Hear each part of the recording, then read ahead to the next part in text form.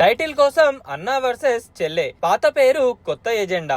Yes, Telangana political screen పై ఇప్పుడు ఒకే టైటిల్, రెండు పవర్ఫుల్ మైండ్ గేమ్స్ నడుస్తున్నాయి.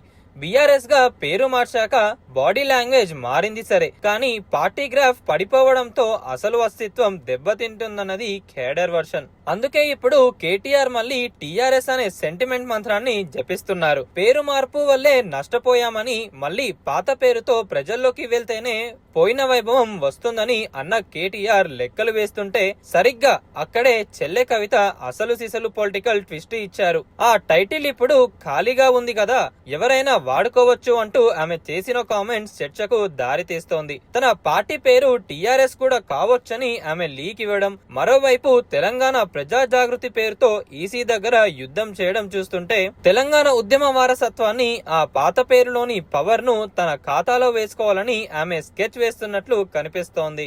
అయితే ఇక్కడ అసలు పాయింట్ ఏంటంటే, స్వాతంత్ర భారతదేశ చరిత్రలో ఇప్పటిదాకా ఏ పార్టీ తన పేరును మార్చుకున్న సందర్భాలు లేవు. ఒకవేళ బీఆర్ఎస్ మళ్ళీ పాత పేరు కావాలని ఈసీని కోరితే, అటు కవిత కూడా అదే పేరు కోసం పట్టుబడితే, అది కాస్త అన్నా చెల్లెళ్ల మధ్య టైటిల్ వారుగా మారి కోర్టు మెట్లు ఎక్కడం ఖాయమైపోతుంది.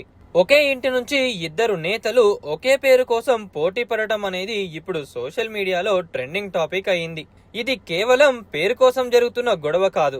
రాబోయే రోజుల్లో తెలంగాణ రాజకీయ గడ్డపై అసలైన వారసుడు ఎవరు, తెలంగాణ సెంటిమెంట్ పై పట్టు ఎవరిది అన్నది తేల్చుకోవడానికి జరుగుతున్న high voltage political drama. TRS పేరుతో పెను సంచలనం సృష్టించిన ఆ టైటిల్ ఇప్పుడు సరికొత్త ఫైట్ కు దారితీస్తోంది. మరి ఆ పాత పేరుతో కొత్త ఎజెండా సెట్ చేసే పవర్ ఎవరికి దక్కుతుందో చూడాలి మరి.